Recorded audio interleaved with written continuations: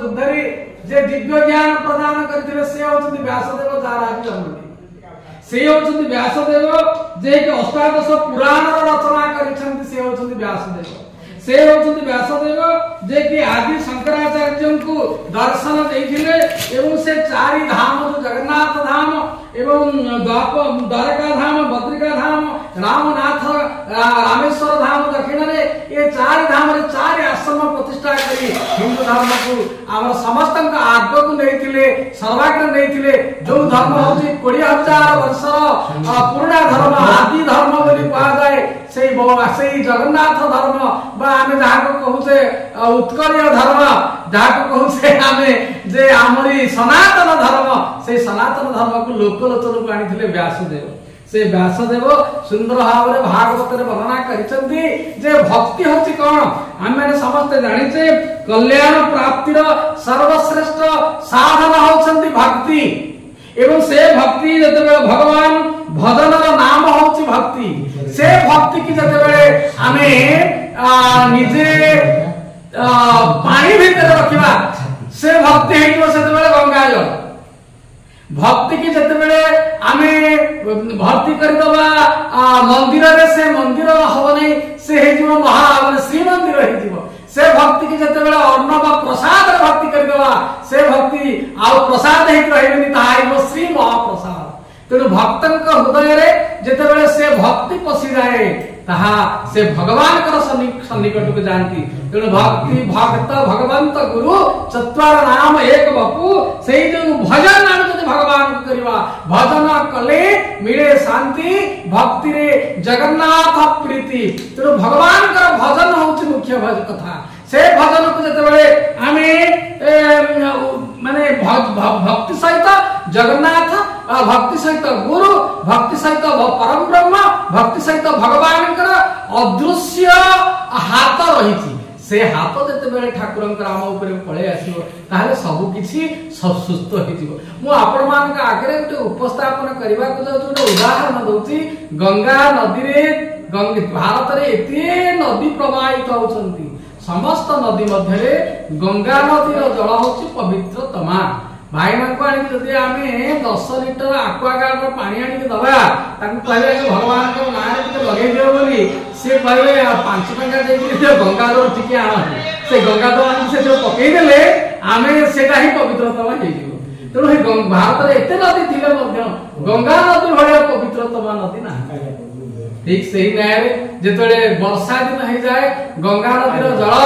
ଉତ୍ଫୁଲ୍ଲିତ ହେଇକି ଦୁଇ କୂଳ ମାରିକି ଚାଲିଯାଏ, ସେ ହଉଛି ଗଙ୍ଗା ନଦୀର ପ୍ରବାହ। କିନ୍ତୁ ଯେତେବେଳେ ବର୍ଷା ଜଳ ଛାଡିଯାଏ, ନଦୀର ଜଳ ଯେତେବେଳେ ଶୁଖି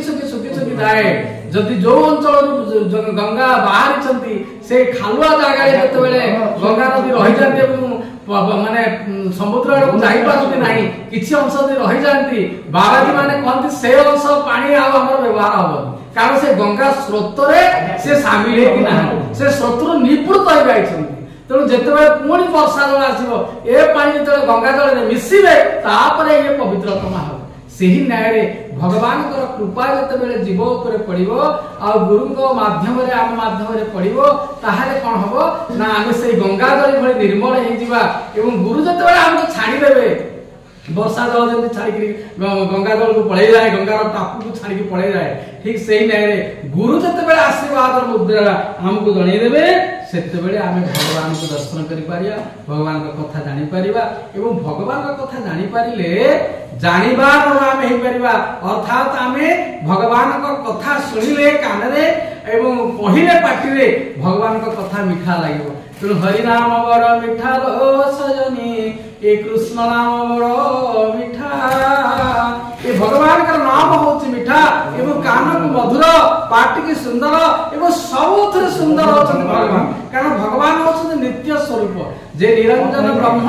ସେ ପ୍ରଭୁ ସାକାର ରୂପରେ ଜଗନ୍ନାଥ ମହାପ୍ରଭୁ ରୂପରେ ବର୍ଣ୍ଣନା ହେଇଛନ୍ତି। ଯଦି ଜଗନ୍ନାଥ ମହାପ୍ରଭୁଙ୍କୁ ଆମେ କହିବା ସେ କାହା ଭଳିଆ ଦେଖାଯାଉଛି, ସେ ମଣିଷ ଭଳିଆ ନା ନାଇଁ, ସେ ମଣିଷ ଭଳିଆ ନୁହଁ, ସେ କଣ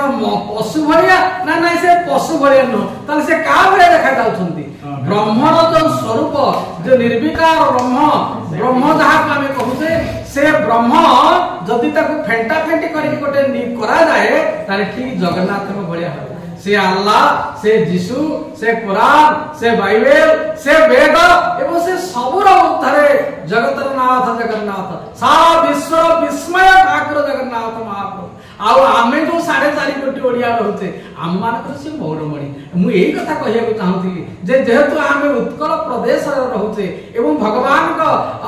पाख लोक ओलिया ओडिया मान को कहा जाय कारण भारत रे अन्य कोन से राष्ट्र को जेतोले आमे जिबा समस्त कहंती कोठो आसिलो ओडिसा कहिले न बुझी पारंती किंतु जगन्नाथ धाम कहिले समस्त जानिबे तेणु से आम 4.5 कोटी ओडियांकर मौरमणि विश्वर विस्मय ठाकुर जगन्नाथ महाप्रभु से जगन्नाथ महाप्रभु जीए जमित भजन करी पूर्व पश्चिम उत्तर दक्षिण जीए जमित भजन करिसंती तेणु से भजन को केही केबे माने तांको से निराश करि नहंती कहा को केबे खाली हाथ रे दबाबू दे नहंती जार जेते अहमिका थाउ ना काहे की सेते बेले बड़दांड रे से जाके पहुंची जाउची जगन्नाथंकर नील चक्र को से दर्शन करि पकौची तार अहमिका टिपहे पड़े पड़े जाउची एवं से निजे जगन्नाथंक भीतर मिसी जाउची तेणु ब्रह्मा होचंती जगन्नाथ सेही ब्रह्मा को आमे दर्शन करिवा आदि तांकरी जो पूर्णिमा जे होचंती गुरुकर श्रेष्ठ जहा को आमे कहूचे से होचंती गुरु ब्रह्मा गुरु विष्णु गुरुदेव महेश्वर गुरु साक्षात परम ब्रह्म तस्मै श्री गुरवे नमः से गुरु होचंती ब्रह्मा से गुरु विष्णु से गुरु होचंती महेश्वर ब्रह्मा विष्णु महेश्वरंकर माने त्रिमुखी धार से जीव पाखे पहुंची जाते से सृष्टा से सृष्टि से ही विलय तो से जगन्नाथ महाप्रभु को पुणी आसंतु जगन्नाथ महाप्रभु को डाकिबा हे प्रभु जगन्नाथ महाप्रभु तुम्हें आम मान को रक्षा करो ये जो संसार नाम रे तुम्हें आम को रक्षा करी ए संसार रो उद्धार करो ए मानव जन्म रो उद्धार करो ए निवेदन करी आसंतु पुणी जगन्नाथ महाप्रभु के पाखरे आमे गोटे पुणी भक्ति कथा सुनिमा जगन्नाथ तुमे परम ब्रह्म जुगे जुगे सत्य सनातन जगन्नाथ तुमे परम ब्रह्म जुगे जुगे सत्य सनातन भक्त वत्सल तुमे भगवान भक्त वत्सल तुमे भगवान पुराण प्रसिद्ध सर्वन तुमे राम तुमे श्याम तुमे नारायण तुमे गीता तुमे भागवत तुमे प्रवचन जगन्नाथ तुमे दारु ब्रह्म जगन्नाथ तुमे परम ब्रह्म निजे ही निजर सष्टा महाप्रभु निजे निजर तुलना निजे निजर तुलना अवर्णनीय है अनंत असीम अवर्णनीय है अनंत असीम के करि पारे करुणा के करि पारे करुणा तुमे निराकार तुमे अनाकार तुमे निराकार तुमे अनाकार कोटि काम तुमे राम तुमे श्याम तुमे नारायण तुमे गीता भागवत प्रवचन गीता भागवत प्रवचन तुमे माता तुमे पिता महाप्रभु तुमे बंधु तुमे सखा तुमे बंधु तुमे सखा शपथ ब्रह्मांड जनक बोलाई शपथ ब्रह्मांड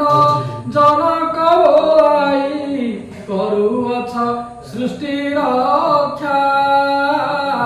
करिअछ सृष्टि रक्षा तुमे दीन बंधु तुमे भाव सिंधु दीनबंधु तुमे भाव सिंधु तुमे भक्तर प्रियतम तुमे राम तुमे श्याम तुमे नारायण तुमे गीता भागवत प्रवचन गीता भागवत प्रवचन निश्वास मरुत देवता संभूत हेले अग्नि देव इंद्र हेले अग्नि देव इंद्र नयन जात होइले प्रभु उज्ज्वल स्वरूप चंद्र सकल शक्तिर मूलाधार तुमे सकल शक्तिर मूलाधार तुमे तुमे दीननाथीर तुमे राम तुमे श्याम तुमे भगवान तुमे गीता भागवत प्रवचन गीता भागवत प्रवचन भुजरु अनंत मूर्ति तुमार भुजरु अनंत मूर्ति तुमार स्कंदु जात सरस्वती स्कंदु जात सरस्वती हे निर्गुण ब्रह्म परम कारण हे निर्गुण ब्रह्म परम कारण विश्वकर्मा प्रभु विश्वपति आरत भंजन आतंक नाशन आरत भंजन आतंक नाशन वज्रसेना तुमे बलिया तुमे राम तुमे श्याम तुमे नारायण तुमे गीता भागवत प्रवचन जगन्नाथ तुमे परम ब्रह्म जुगे जुगे सत्य सनातन भक्त वत्सल प्रभु भक्त वत्सल प्रभु भगवान पुराण प्रसिद्ध सर्वोत्तम तुमे राम तुमे श्याम तुमे नारायण तुमे गीता भागवत प्रवचन तुमे गीता भागवत प्रवचन तुमे गीता भागवत प्रवचन बोलिए जगन्नाथ भगवान की स्वामी आनंदराज महाराज की समस्तंकर मंगल ईश्वर कल्याण बोलानंदे प्रतिता हो अच्छा हां आपण ते चालवतो हां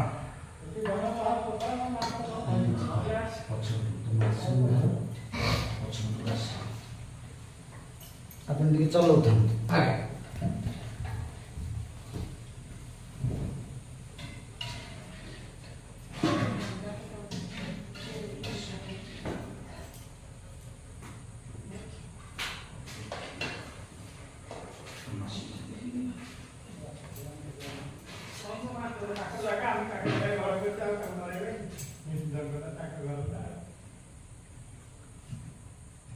हसरंगी